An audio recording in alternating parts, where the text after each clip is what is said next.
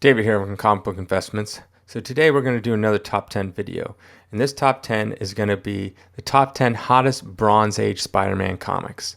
Now Bronze Age goes from 1970 all the way through the end of 1984. And that's considered Bronze Age. And what do I mean by hottest? Well, the hottest are basically the most volume each issue has sold this past month. So the higher we go up, so like number 10 is going to sell less issues than number 1 will. And let's go by how much has sold. So this is basically what people are buying and selling the most.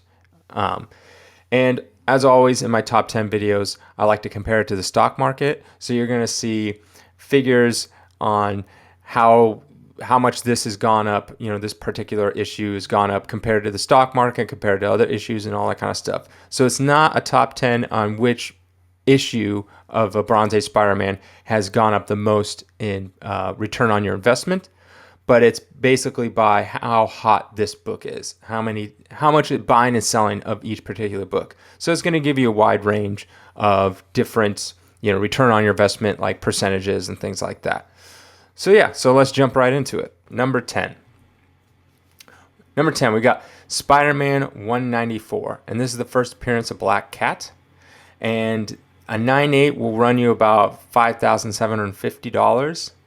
5 years ago, you're looking at probably $825, and then 10 years ago, you're looking around $400.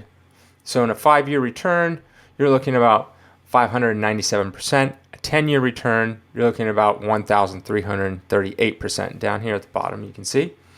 And if you compare that to the Dow Jones, in a 10-year return, you're looking at about 163%. And S&P 500, you're looking at about 197%. And normally, the S&P 500, since the beginning they've been calculated, gets an average return between 8 and 10%. Now, if you compare these to like really good stocks over the last 10 years, Amazon and Apple, you're looking at Amazon hits around 1,650%, and Apple's about 855. Now, these are really good stocks. There's a lot of other stocks that have done like next to nothing, if not went down, like even good stocks, things like that. So this is comparing to those stocks. All right, number 9. Number 9, we got Spider-Man 122. This is the death of Green Goblin, the Green Goblin by Norman Osborn. Looking at 9.8 is going to run you around $3,200. 5 years ago, that would be $2,000. 10 years ago, it'd be roughly the same, $2,050. And this is like average price. So not much change. And I always remember having this book and it just like kind of like didn't really do much. But right now, a lot of units are selling it probably because, it's a key issue for Spider-Man and Bronze Age. And people love it. It's just like, as far as value, it's just not really hitting as hard as some of the other ones. So 5-year return, 60%. 10-year return, even less than that, 56%. So that seems bad, right? That's not great by any means, but it's not terrible. It's still going up. It's still going up. And another thing is these 9.8s, you kind of have to wait for the right person to buy them. So there's a big discrepancy between a buy it now 9.8 versus one in auction 9.8. It could be almost like 50 to 60% difference when you're getting to like these caliber of books, because you can wait for someone to come along and pay maybe like $4,000 for a 9.8, and then in an auction no one's really wanting it, not a lot of people see it, and go for like $2,500. And I've seen cases like that myself. All right, moving on. Number 8, Spectacular Spider-Man number 1. This will run you about $485. 5 years ago, looking at $190. 2011, 10 years ago, looking about $200. So it actually dropped a little bit. But these are just averages. It kind of stayed steady for a long time. Maybe 1 year was particularly better than another year, but right around the same. 5-year return, you're looking at 155%. 10-year return, you're looking at 143. So still really, really good, but it's less than the S&P 500 and Dow Jones over a 10-year span. and obviously way less than Amazon, Apple. But still, you're looking at nice, steady growth. I mean, it's still 150% return almost in 10 years. Still really good. Number 7. All right, Spiderman Annual 16. Now, this is the first appearance of Captain Marvel, but the Monica Rambeau, which I think she was the one that was in Scarlet Witch and Vision TV show, and then I think she's going to be in the Marvels, Captain Marvel 2. I feel like a lot of fans kind of have liked her over the Brie Larson, so she might take the mantle over. Maybe. I don't know what's going on with Disney. I couldn't tell you. But that's what I'm thinking is going to happen. All right, and a 5-year return, obviously this did great, 485%. A 10-year return, you're looking at 2,825%, just ridiculous. Yeah, you could have picked up 10 years ago a 9.8 for like $40 because this was like, on no one's radar. No one. And then even 5 years ago, it was $200. Now you're looking at almost $1,200. And these sales, this data here is an average of current sales. So current. And the one for 2021, I usually do within the last couple weeks to a month, unless there's been none. But unless the only one was maybe in like January or something. But if there's a bunch of sales like this, then I average it out like the most recent. The other years, 2016, 2011, I'm just doing an average of the whole year, as opposed to now the newest one, 2021. That's going to be literally as current as possible. And some people say, oh, I can't find it for that. Well, you have to average out stuff that goes in auctions versus stuff that goes in buy it nows. And some people put up their buy it nows, and you can put this thing for $50,000. Doesn't mean someone's going to pay that. All right. So obviously blew Amazon out of the water, and Apple, destroyed it. All right, moving on. Number 6, Spider-Man 121. Now, right now you're looking around. This is going to cost you about $6,900. 2016 you're looking at $3,600, and then 2011 you're looking at about $2,600. 5-year return you're looking at 92%. A 10-year return you're looking at 160. So, I mean, not when you compare it to other ones like the one previously, yeah, it doesn't seem that great, but it's still a 10-year return is just as much as the Dow Jones and close to the S&P 500. And this S&P 500 we have over the last 10 years is not your typical S&P 500 average. It's much, much higher than normal. So we've had very good, past 10 years. All right, moving on. Number 5, Spider-Man 238. Now this in 9A is going to run you about $3,500. 5 years ago, it's going to run you about $625. 10 years ago, $425. So in a 5-year return, you're looking at 460%. 10-year return, you're looking at 724%. So, and this book's getting hotter and hotter. I think the Hobgoblin's going to make an appearance in an MCU Spider-Man movie down the road. I'm, for one, kind of holding this one back a little bit. I have a few copies that I'm holding back. So I'm pretty bullish on this. All right, number 4. Spider-Man 101. This is the first appearance of Morbius, the living vampire. And he's coming out. A movie trailer's already dropped. I think it comes out in November, October. I don't know. The whole pandemic thing kind of moved movies all around. So I'm not sure on the exact date. But I'm pretty sure it'll stick to its later, towards the end of this year, release date. All right. It's going to run you about almost $12,000 for a 9.8. It's crazy. In 2016, you're looking at $5,000. 2011, you're looking at $3,300.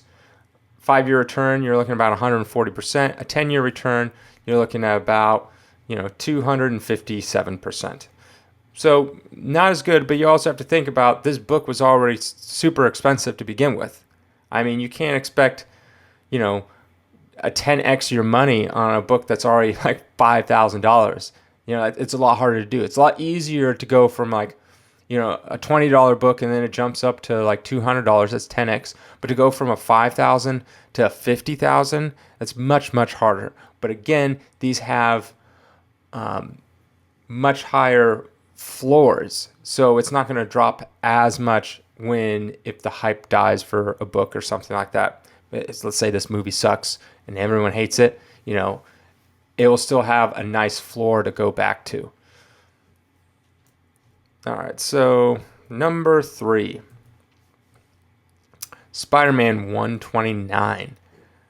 First appearance of the Punisher. Great book. Everyone loves this book. Man, a 9.8 is going to run you about $27,000. And 5 years ago is going to run you about $8,800. In 2011, 10 years ago, run you about $4,800. And a 5-year return rate is going to be 207%. A 10-year return is going to be 463%. This book, I always put this in, like if someone's asking me what to invest in, I put this book in that top 10 list for the most part. If you're talking about like Bronze Age stuff, this book is just, it's the Punisher. He's here to stay, regardless if they do another TV show or movie of him. He's always going to be super popular. He's always going to be in a top 10 Bronze Age book. I would suggest getting this book. I mean, you don't have to get a 9.8, but you can get pretty much almost any grade. I'd say at least like a 5 or a 6.0 at the bare minimum. But yeah, this is a great book to have. All right, before I move on, number 2, if you could do me a favor and please subscribe if you haven't subscribed already. If you are subscribed, thank you. Feel free to leave a like or a comment. Maybe some of these books you have, maybe some of them you wish you had, or I don't know, some other ones that maybe didn't make this list. All right, moving on to number 2. All right, we got Spider-Man 252. Now, this is the first black suit Spider-Man. And this was actually originally an idea by a kid who wrote into Marvel. They paid him like $200 and something for his idea. He was supposed to write a story, but it never materialized. And then a couple years later, they ended up using the black suit.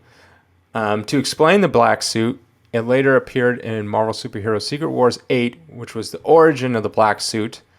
And then went on, it was the symbiote, and then went from there and went to Venom and so on and so forth.